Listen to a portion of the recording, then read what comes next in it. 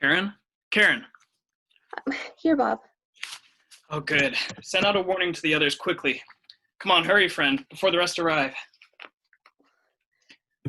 Oh, Lord save us. Well, Bob, can you fix it? I mean, the meeting starts in just 2 minutes.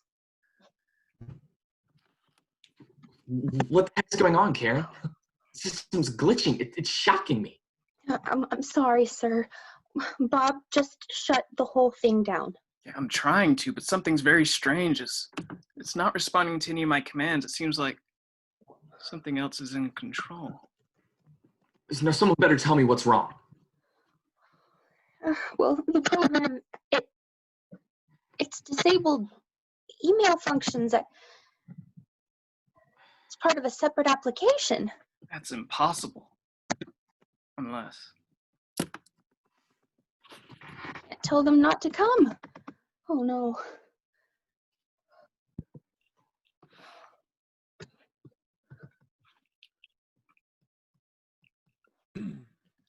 Good morning, all. All of you, please get off this call now. Now, where is Tony? Don't tell me he's late for his own conference. You're not listening. You need to click leave the meeting. You're making everything worse. You can't talk that way to a multi-millionaire. Who do you think writes your checks? I must apologize for this contractor's ill-chosen tone of voice. Will you please get off the call, and I mean all of you? The program, it won't close. I'm leaving. Remember whom you're serving here, Bob. None that I love more than myself. You, sir, are a renowned technician. If you can calm these surging currents and bring peace, then use what gifts you have. But if you can't, you must now leave the call or ask the Lord for protection. Prepare yourself for what may come. This program's taking over. You stupid fool. You're talking nonsense here. Ow!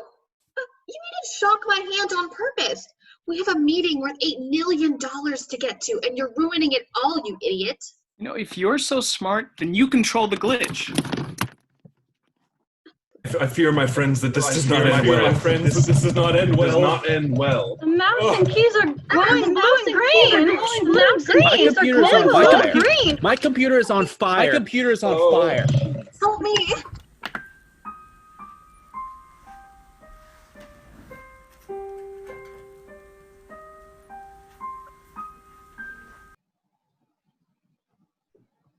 Dad, if it's your fault that the programs and the circuits are on fire in the cyber realms, cut it out. Electricity seems to flow all through the stale air. I have suffered to see these poor souls suffer. I think they must now be confined to the same small cells such as we have. Their screams did pierce me in the depths of my own heart. Did they survive these cursed cyber currents? Had I been any god of power, I would have saved them from their aches and pains. Calm down. It really wasn't all that bad, my child. I promise you not one of them is hurt. Oh, poor deceased souls. They are perfectly fine. I have done nothing but try to take care of you. My daughter, my dear one, who has no idea of who you truly are. Because to you, I am nothing but old Prospero, master of a few poor cells. Poor excuse for a father. Never have I wished to know more than I know now. I think it's time I told you who we are and how we came to be in this strange place. One moment while I get more comfortable.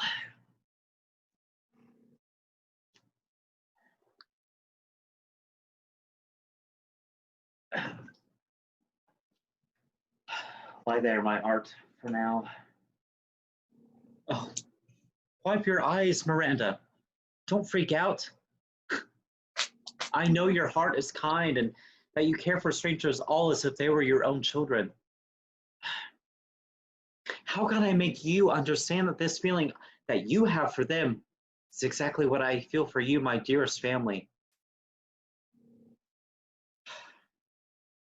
Listen to me.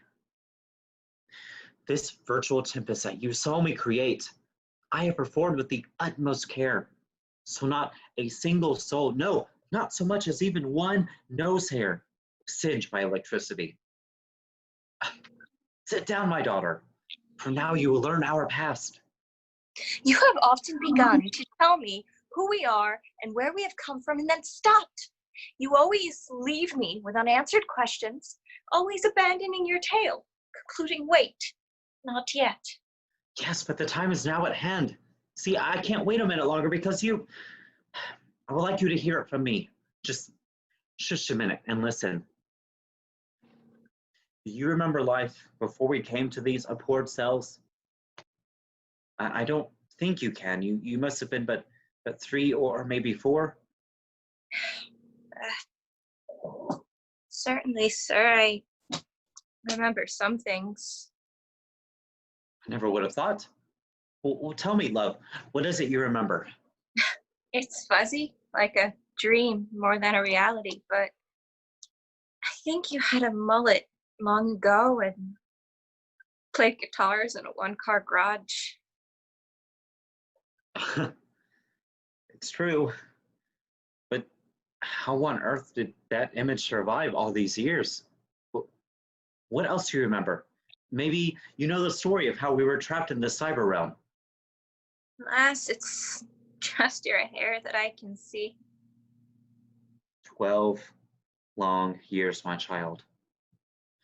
12 long years ago, your father was a millionaire, a modern prince without the title, if you please. And then we were... Aren't you my father? Your mother was a lady of virtue.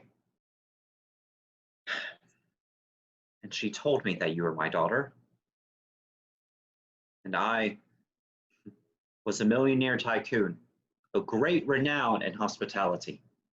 I managed regions of hotels, the best hotels in all the world. Oh, heavens. What foul play marooned us in this cyberspace? Was it a blessing that we were trapped here? Both, my sweet, by foul play we were trapped, and yet we were blessed as well. It's like my heart is bleeding. To think of what great sorrow we must endured. I don't remember any of it. Please go on. My brother, your uncle called Tony. Just keep in mind, my brother should be kind. My brother, whom I loved no less than you, I made assistant regional manager. His wisdom and his insight made us grow. Hotels popped up wherever he looked.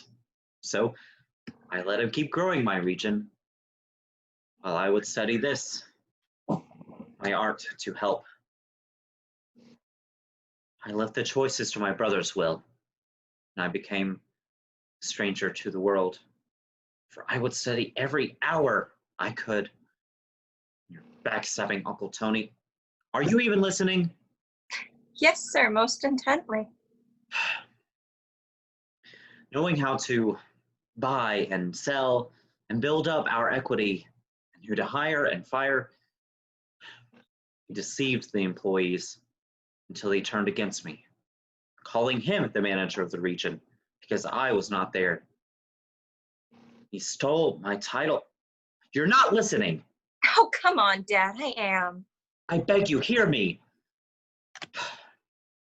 I, thus ignoring worldly troubles, had directed my dear brother to perform the duties I would have had to do. And in his young heart, he schemed against his own true flesh and blood, betrayed my trust, till that hour when even he believed he was regional manager of the business. Do you hear me? Your tale, sir, could cure deafness. To seal his fate and mine, he starts to send reports of his successes to the chief executive officer.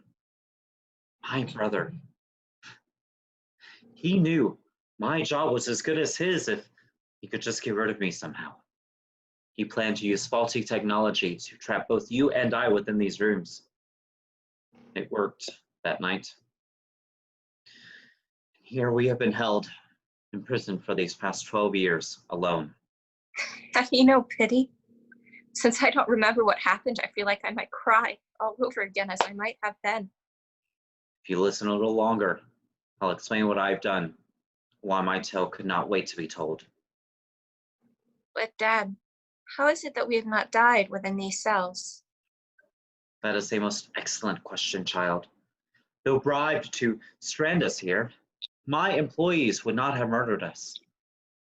You were so young and cried so much when they had woken you to set you with me in the meeting while they worked their virtual magic to seal us here in these godforsaken boxes. What trouble was I to you then? An angel. I would have despaired without you with me. Your smile seemed to bring heaven to earth, and all seemed dark. Your face was like the sun. But how do we have food and water here? By the grace of God, a man, GONZALEZ, gave us nice clothes and food and drinks and all things necessary for our lives. He knew that I enjoyed my library and sent along the books that mattered more to me than that position now held by my brother. He was the best of all programmers, and his revision kept us both alive. If I could see that man, I would embrace him like my family. I must go.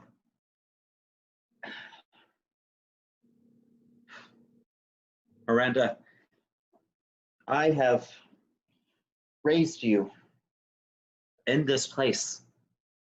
I have tried my best to give you an education as best as I could. And I thank you for it. But Dad, I would still like to know, why did you cause this storm? Miranda, by fate or God or chance, my enemies have all at once virtually met each other in the very same program that we have been living in for a dozen years. And by my art, I have trapped them too.